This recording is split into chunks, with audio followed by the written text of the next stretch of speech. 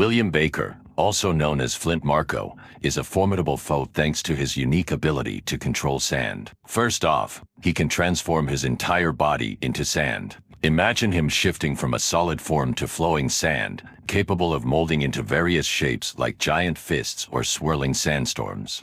It's like fighting a living tornado, unpredictable and dangerous.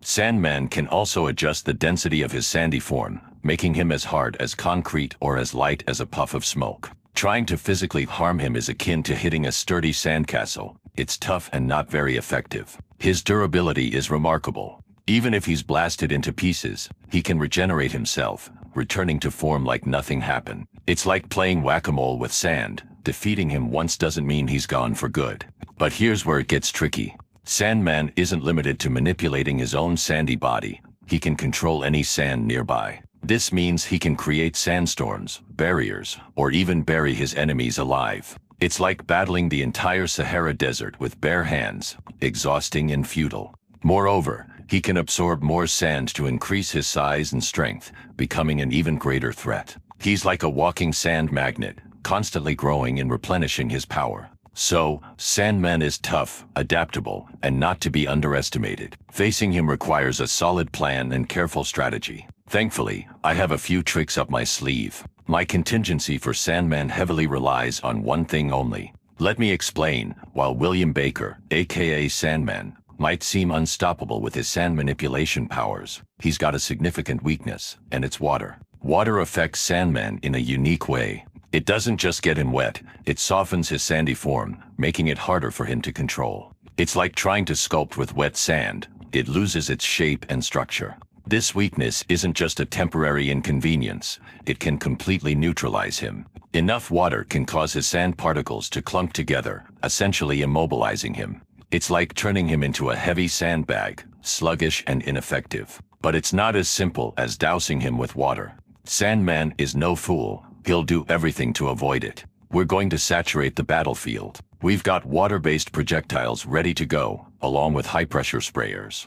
Our goal is to soak Sandman from every angle, turning the area into a flood zone. When he's soaked through and through, his sandy form will soften and make it harder for him to control his sand body. Sandman may seem formidable, but even he has his vulnerabilities, and one of the biggest is extreme heat. Our plan involves using specialized heat emitters, capable of reaching temperatures up to 3,400 degrees Fahrenheit or 18 degrees Celsius.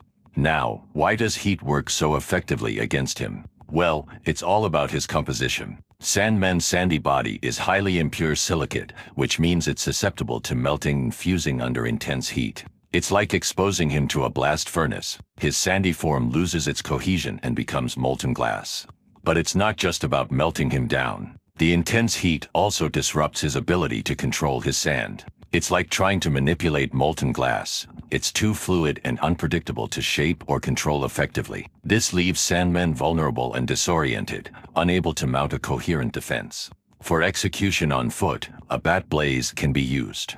It is a lighter-sized tank made from supermanium and filled with highly synthesized form of compressed petroleum. With unbreakable metal and industrial-sized compressor, it achieves frightening capability in terms of infernos. It is so capable that on max setting it can set ablaze an entire football field in a matter of seconds. This device is a real deal. It can cover the area around Sandman with flammable liquid. With just a spark, we can ignite the area, turning it into an inferno that Sandman won't be able to escape. It also provides a controlled inferno for a small area which can last for hours. This synthesized petroleum burns hotter and longer than regular fuels. It creates a wall of fire, trapping Sandman in a ring of flames. It's like creating a firewall barrier that he can't break through. But it's not just about the flames. The intense heat will also weaken Sandman, making him more vulnerable to our attacks. We can also cool Sandman down immediately after the bat blaze reaches its maximum temperature with water projectiles. This rapid cooling process will solidify the molten glass, trapping Sandman in a brittle and vulnerable neutralized state. I've been digging through every record on Sandman that I could find, and I stumbled upon a fascinating discovery: the existence of a soul particle within his sandy form. This particle holds the key to a weakness that could turn the tide of our battle against him. Sandman's consciousness is absorbed in this soul particle during his accident. It's like his brain inside of a grain of sand, controlling the rest of his sandy body. If we can isolate and manipulate this particle, we can disrupt Sandman's control over his sand and render him powerless. This soul particle isn't just any ordinary piece of sand. It's imbued with the essence of Sandman himself, containing his very identity and consciousness. It's like finding a needle in a haystack, small, elusive, but incredibly powerful. It seems Sandman can move it around, consciously or not, constantly shifting its location to keep it safe. Sandman can't hide it forever. We just need to be smart about it. By studying his moves and behavior, we can predict where he'll move the soul particle next. And that's where Wayne Tech's Bat Reader comes into play. This gadget is a game changer. It's equipped with almost every sensor imaginable and is directly tied to the Bat computer for lightning-fast calculations. By combining all the data it collects, the Bat Reader can track the soul particle's movements in real time. But we're not stopping there.